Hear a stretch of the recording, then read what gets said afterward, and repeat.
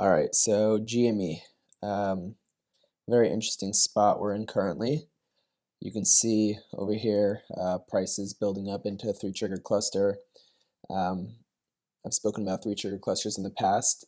That's when all three triggers cluster together within a very small percentage apart from each other. So if I were to remove everything except for the triggers, you can see 2547, 2542, 2536. That's all within 1% of each other. So when these triggers come together like this, when price breaks one way or the other, it usually leads to a very strong, directional, powerful trending move. And so if price, for example, would break to the upside here or break to the downside, based on a Nimoy, we can expect that move to become the new trend. And so bring price back for you. You can see how we were kind of left on a cliffhanger end of day Monday, October 3rd, due to price not resolving to either a bullish direction or the bearish direction. But I'd like to point out something that's been very helpful throughout this dip right here. So I've spoken about divergences in the past. Divergence is when price makes a new low, but velocity doesn't. And so here's a good example. When price came down here, you always look for the most extreme print. So the most extreme print was right here, 11:37 Eastern Time, September 29th, Thursday, and the 5-minute velocity gave us a reading of negative 0.08. And the price at that time, we made a low of about 24.88. Now, anytime price makes another new low, but the 5-minute velocity is not as negative as this print, that's a divergence. So you can see price makes a new low here, but the velocity, 0.03, is a lot different, a lot less negative than this print of negative 0.08. And so basically Nimoy is telling us buy the dip, and works out pretty well.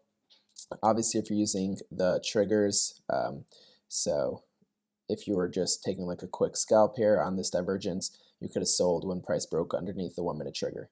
But in terms of more of a macro view, when price made another move down here, so made a low of 24.53, you can see that the 5-minute divergence is still nowhere near as negative as here.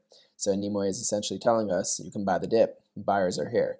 Now what's important to understand is that price cannot make a new low without velocity making a new low unless there are strong buyers showing up and buying the stock. So if you ever see price make a new low, so here 24.55, and over here 24.92, price cannot make a new low without velocity making a new low to the downside unless there are significant buyers down here. And when there's significant buyers, which there were here, as we see in the velocity, price moves up. And that was the attack of the hourly trigger. Now, because we had negative hourly velocity, the hourly trigger is going to provide resistance. We see that here, and we see that here as well. So this rejection is expected.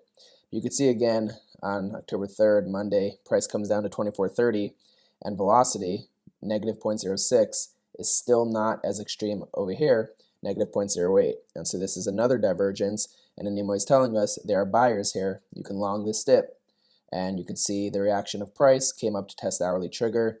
We're still dealing with a little bit of negative hourly velocity, so negative 0.01. So price rejected, but at this point, once you'd have two zeros after the decimal point, it's a really low velocity print, and it's not meaningful. So now the hourly velocity with this kind of when we have an hourly velocity print with 2 zeros, so negative 0.006, we do not anymore expect the hourly trigger to provide support or resistance. And so going in, if this was still Monday and we had another hour of trading, at this point I would almost be expecting price to break to the upside, break through this hourly trigger to the upside, as there's no significant resistance in the hourly trigger anymore. However, since trading session closed and we're still not above, there's no telling where price will open tomorrow, but wherever price opens tomorrow, it will still have a hourly velocity print of negative 0.07 for the first 30 minutes.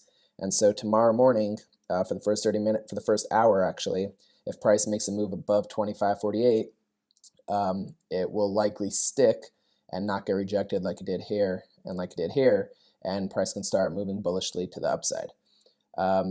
Now, if we look back at the 6 months chart, so I just noticed something a little bit interesting that I wanted to point out. Now, I'm not saying there's any correlation here, but anytime I see something like this, I just like to view it and keep it in mind.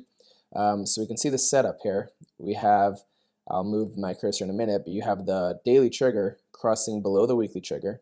That's this move right here. Then you have the daily trigger crossing below the monthly trigger. That's this right here. And then you have this huge extreme price reaction to the upside. Now, if we look here, we have again the daily trigger crossing the weekly trigger to the downside, just like this. And we have the daily trigger crossing the monthly trigger to the downside, just like this. And so the cross happened on May 13th, and price started running May 24th, so 14 days later. 11 days later. And we had this cross September 21st, and we're on October 3rd, so just about 12 days later. So can something like this happen? Well, the setup is definitely there. If once price moves above the hourly trigger, it usually moves to at least try to attack the daily trigger. Now you'll notice here, price moved above the hourly trigger and came up well short of the daily trigger. The reason for that is if we look at the daily velocity, it was really, really tough negative daily velocity to the downside during this price move upwards. And so whenever you have this kind of daily velocity, even if price starts moving up, you really don't expect it to get far. However, over here, the daily velocity is -2, while here it was -6, -0.6 that is. So here we have a lot more of a chance to come up and attack this daily trigger. Now the daily trigger acts as a pretty strong acceleration level. So for example here, you can see price break the daily trigger. I'll just remove everything else to make this clear. So price breaks through the daily trigger here, gets a huge price reaction to the upside. Over here, the daily trigger catches support. So don't think of triggers as like support and resistance where it has to hold to the penny. Think of them as like springs or trampolines. So price can pull back into the daily trigger, and then as if you're jumping on a trampoline, you don't just shoot right up, the trampoline sinks in and then springs you up. So same thing with the trigger. So this is the daily trigger holding as support. And if you check the daily velocity, because we're coming off really positive daily velocity, we can expect this daily trigger to provide support. And then we move here, price breaks through, we get a pretty strong move to the downside. And then when price breaks up again here, look at this move. Over here, price catches the daily trigger as support, which we expected because we're coming off really powerful daily velocity.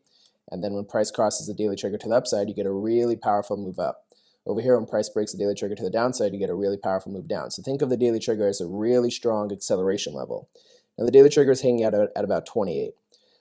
So if price can push above this daily trigger at 28, we can see something like this, we can see something like this, we can see something like this, and we could even see something like this. Now, what makes the setup really intriguing and really interesting is let's bring in the weekly trigger. So the weekly trigger also is a pretty strong acceleration level. Now, I'll just show you something interesting here.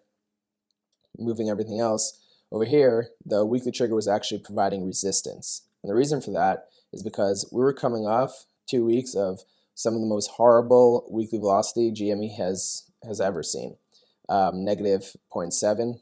So this was really bad weekly velocity, and so when price challenged the weekly trigger right here, we expected a rejection, which we got, and we got above here, but rejected again. And it was only here we were coming off a period of way less negative weekly velocity where we were finally able to overtake it and move to the upside. Now over here, -5, so it's not as bad as here, and if we get the boost of acceleration from the daily trigger, we might be able to take the weekly trigger as well at 32. And we also have the monthly trigger as well at 29. And now I was saying before how a 3-trigger cluster setup, like on the 1-minute trigger, 5-minute trigger, and the hourly trigger, can set up a really powerful trending move for like a couple of days to either direction depending on which way it breaks. If you have a 3-trigger cluster of the daily, weekly, and monthly, that's a much more powerful move. That's a move that can last for weeks or even months. And so these are your levels to watch.